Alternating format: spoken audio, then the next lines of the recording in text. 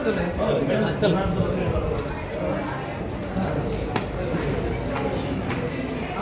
क्षणामध्ये कार्यक्रम सुरुवात होणार आहे. सर्व शिक्षकांनी नंदकिशोरजी पिंगळे सर, नगरसेवक नगर परिषद बीड, तसेच आमच्या संस्थेचे संस्थापक सचिव माननीय श्री उत्तमरावजी पवार सर यांचं सुद्धा या ठिकाणी स्वागत आहे.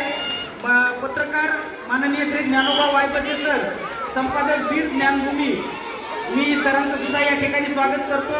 तसेच माननीय श्री राजेंद्रजी तिडके सर, वार्ताहर युवा दर्पण, यांचं सुद्धा मी या ठिकाणी सहर्ष स्वागत करतो. तसेच मुख्याध्यापक श्री गोरे सर, माननीय श्री प्रशांतजी सर, मी सर्वच मान्यवरांचं प्रशालेच्या वतीने हार्दिक हार्दिक स्वागत करतो.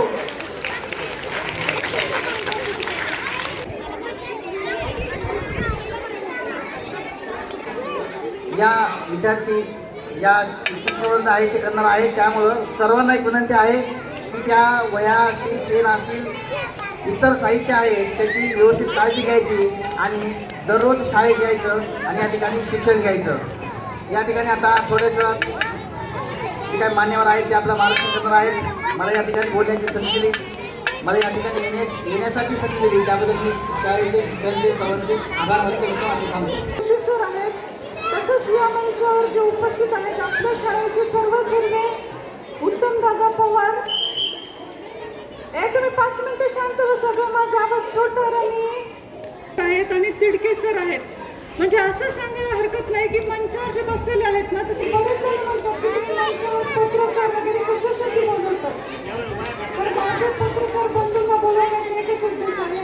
आमच्या सुधाकर आतमध्ये बोलणं झालं, म्हणजे तुम्ही निकष काय लावता की विद्यार्थी निवडायचे आणि कुणाला मदत करायची त्यासाठी बोलवतो की समजा सीनियर असतं, समजा म्हणेल की आम्ही 100 लोकांना साहित्य दिलं आहे, पण हे पत्रकार बंधू किंवा मंचावरची मान्यवर तर नाही म्हणणार ना, ते 10 जणांना दिलं तर 10 जणांच सांगणार आहे. म्हणून आपण विशेष करून हे अतिथी बोलवतो. आणि आज यावर्षी आपले जे शालेय साहित्य वाटपाचा जो उपक्रम आहे तो आजपासून आपण सुरुवात केलेली आहे. आणि माझी अशी थिंकिंग होती की सोमवार ते शुक्रवार आपण ग्रामीण भागातल्या शाळा घेतल्या पाहिजेत. म्हणजे ग्रामीण भागातल्या ज्या जिल्हा परिषदच्या ज्या शाळा आहेत तर ते पूर्ण केंद्र ते केंद्रच आपण घेतो. म्हणजे त्या केंद्रामध्ये किमान 15 ते 20 शाळा असतात आणि पूर्ण केंद्र आपण घेतो. पण आज मला म्हणजे काल मला कळालं की हाफ डे शाळा सध्या चालू आहे आणि ग्रामीण भागात जायचं आणि यायचं म्हणलं तर एकच शाळा होणार. म्हणून मग म्हणलं की बघू आता पुढचं उद्यापासूनचं नियोजन कसं करता ते पाहता येईल. नाहीतर आम्ही वेळोवेळी वेगवेगळे उपक्रम घेतो. जसं सरांनी आता गोरे सरांनी सांगितलं म्हणजे महाराष्ट्र.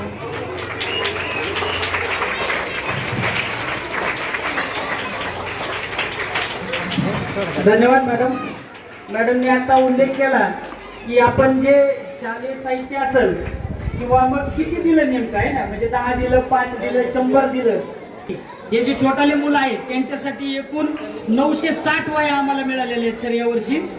त्यानंतर पहिलीच्या वर्गासाठी, बालवाडीचे पहिलीचे जे वर्ग असतील यांच्यासाठी 50 पाट्या मिळालेल्या आहेत शिक्षणासाठी त्यांना उपयोगी. तसेच इयत्ता 5वी ते 10वीचे हे जे मोठाले विद्यार्थी आहेत यांच्यासाठी आम्हाला 1750 रजिस्टर या ठिकाणी मिळालेले आहेत, जे आपल्या समोर आता या ठिकाणी वाटप होणार आहे. तसेच सर्व विद्यार्थ्यांना एकूण 700 पेन, विद्यार्थ्यांना लिखाणासाठी 700 पेन या ठिकाणी आम्हाला मिळालेले आहेत. तसेच 100 शॉर्पनर मिळालेले आहेत आपल्याला शॉर्प करण्यासाठी.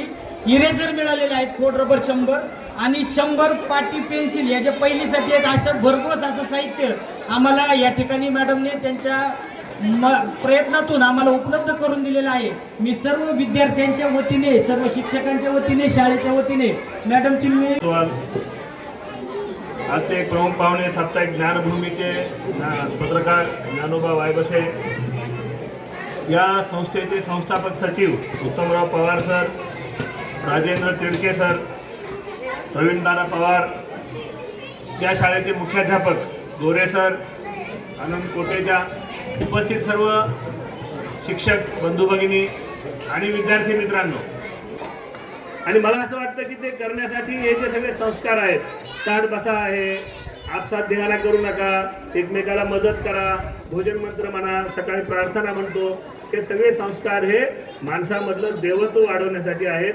आणि ते वाढवण्यासाठीच जे सामाजिक कार्यकर्ते जे काम करतात तेही अशाच गोष्टींसाठी असतात. संत कबीर आपल्याला माहीत आहे, संत कबीरांचा एक दोहा आहे. तो दोहा काय सांगतो? बड़ा हुआ तो क्या हुआ, जैसे पेड़ खजूर, पंथी को छाया नहीं, फल लागे अति दूर. म्हणजे काय? कार्यक्रमाचे आयोजक गुरु आनंद महिला प्रतिष्ठान तथा प्रयास फाउंडेशन मुंबई आयोजित सरस्वती विद्या मंदिर येथे मोफत वह्या आणि साहित्याचं वाटप शिमाजी ओस्तवाल ज्ञानभूमीचे संपादक आमचे सहकारी ज्ञानोबा वायबे सर, दुसरे संपादक राजेंद्र तिडके, संस्थेचे सचिव उत्तमरावजी पवार, प्रवीण दादा सर, माझा सहकारी आनंद कोटेचा, मुख्याध्यापक गोरे सर ज्यांनी जोरदार संचलन केलंय, त्यांचं नाव माहिती शिक्षक सर डोंगर सर, काय डोंगर काय बघायचं काम नाही, असे शिक्षक शिक्षिका, बाकी सगळे विद्यार्थी. आज आपण बघतोय बऱ्याच लोकांचे भाषण झाले. मी बी अशा कार्यक्रमाला कमीत कमी बाकी वह्या वाटपला 2दा-3दा आलो, पण बाकी सामाजिक जे कार्य शिमाजी ओस्तवालचं चालू आहे, मला वाटतं 5 ते 10 वेळेस मी आलो असेल. 2 वर्षापासून हे वह्या पुस्तकाचं काम वाटप चालू आहे.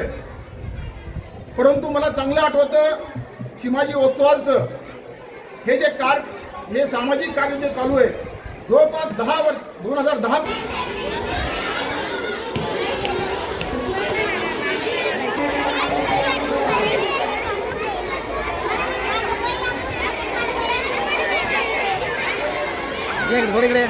या इकडे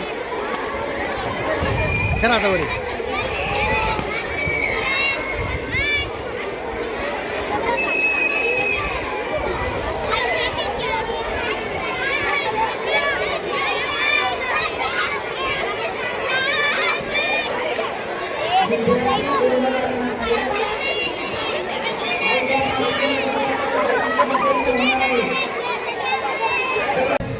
आज जो हा कार्यक्रम सरस्वती विद्या मंदिरमध्ये घेतला जातोय, गुरु आनंद महिला प्रतिष्ठान व प्रयास फाउंडेशन मुंबई यांच्या आयोजनाने 2 वर्षापासून हे मोफत वह्या पुस्तकं शाळेचं साहित्य वाटप होत आहे.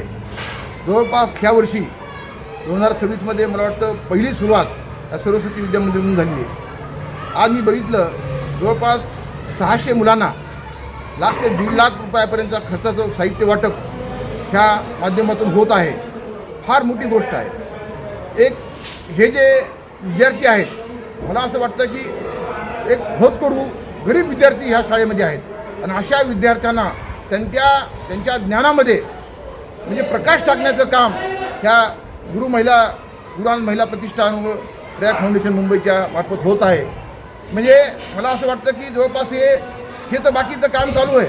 2 वर्षापासून हे साहित्य वाटप करतात, पण हे जे प्रतिष्ठान आहे गेले 16 वर्षापासून 2010 पासून हे सामाजिक कार्यक्रम घेत आहेत. अनेक क्षेत्रात, जसं आरोग्य असेल, दिवाळीचं फराळ असेल, म्हणजे जसे कोणते कार्यक्रम, कोरोनाच्या टायमाला समजा आरोग्याचं काम असेल, हे असे अलग कार्यक्रम हे प्रतिष्ठान करत आहे. मी ह्या प्रतिष्ठानचं जेवढं कौतुक करावं तेवढं कमी आहे. असंच काम पुढेही करत राहावं ही शुभेच्छा देतो. सीमाताई ओस्तवाल हे गेल्या अनेक वर्षापासून काम करतायत. त्यांच्या मदतीला तुम्हीसुद्धा धावून आलायत. आज 10,000 रुपयाची मदत तुम्हीसुद्धा केली आणि संस्थेचे संस्थापक अध्यक्ष सचिव आहेत, पवार सर आहेत, त्यांनीसुद्धा आज पहिल्याच दिवशी पहिल्याच प्रोग्रामला 10 आणि 10 20,000 रुपयाची मदत केली. इतर दानशूरांना काय माध्यमातून तुमचं आव्हान असेल जेणेकरून महिला प्रतिष्ठानच्या हातभाराला सर्वसामान्यांचा हातभार लागेल आणि कार्य मोठे होईल, काय सांगाल? माझं असं म्हणणं आहे, काही 2 प्रकारचे लोक असतात. एक धनाटे लोक असतात, त्यांनी स्वतः दिलं काही हरकत नाही, ते काम करतात सामाजिकमध्ये, तो काही विषय अलग आहे. पण मी शिमाजी ओस्तवालचं बघतो, अशा काही म्हणजे ते धनाटे नाहीत, पण एक चांगल्या ह्याच्यामध्ये ते हे काही करतात. पण एवढं काम करत असताना ते सामाजिक धार्मिक कामात ते अग्रेसर आहेत. पण अशा ह्यांना किती केलं तरी अवघड म्हणजे कमीच पडत असते. तर मला असं वाटतं की असे जे चांगलं काम करत आहेत त्या कामाला असं जर सरळ लोकांनी जर मदत केली तर त्यांचाही उत्साह वाढेल आणि ते चांगल्या प्रकारचं काम करू शकते. आपण बघतो की बऱ्याच वेळेस आपण पैसे देतो, दान देतो, पण काही वेगळ्या ठिकाणी जातं. पण ह्यांना दिलेलं, ह्यांच्या याजवळ दिलेलं जे दान आहे ते चांगल्या कामी जाणार आहे, थोडं मला गॅरंटी आहे. म्हणून थोडं हे म्हणून सांगू शकतो. गुरु आनंद महिला प्रतिष्ठान आणि मागील 16 वर्षापासून समाजासाठी काही ना काही मदत करणारे चांगले उपक्रम करत आहे. ऐकून होतो. आज पहिल्यांदाच या सरस्वती विद्या मंदिरमधील मुलांना वह्या पुस्तकांचं आणि पाट्यांचं वाटप जे झालं त्या कार्यक्रमाला उपस्थित राहण्याची मला संधी मिळाली. हे काम पाहून आनंद वाटला आणि सीमाताई हे सर्व काम अतिशय चांगल्या पद्धतीनं आणि समाजाला मदत करण्याचं करतायत, हेही खूप चांगलं आहे, कौतुकास्पद गोष्ट आहे.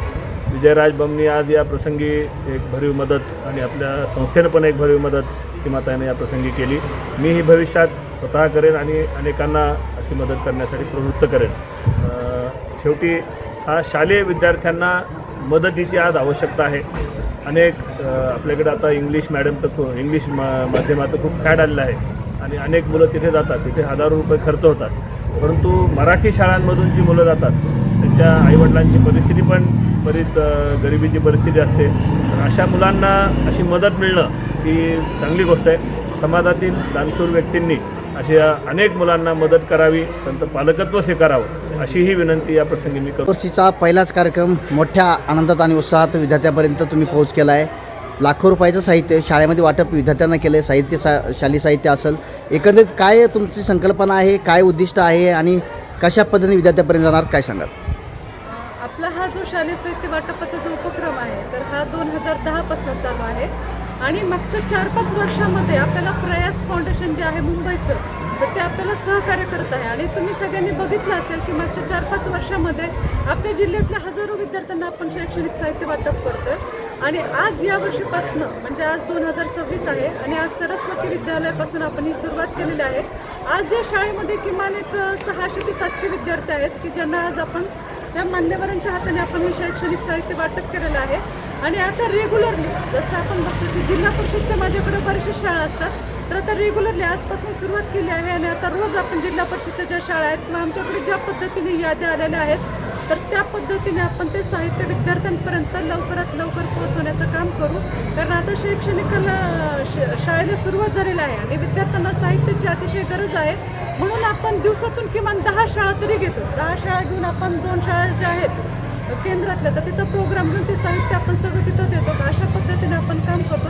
आणि जसं आज आपण बघितलं आहे की आपल्या सरस्वती विद्यालयाने आपल्याला जी मदत केलेली आहे गुरु आनंद महिला प्रतिष्ठानाला किंवा विजयराजजी बंब आहेत की यांनी जी आपल्याला मदत केलेली आहे किंवा जोशी सरांनी सांगितलं की ते पण आव्हान करतात की ह्या सगळ्या ज्या मदत आपल्याला मिळतात तर याच्यातून आपले वर्षभरातले जे अनेक प्रोग्राम्स आहेत जे गरजवंतांना मदत लागते तर या माध्यमातून आपण ही गरजवंतांपर्यंत मदत पोहोचवतो.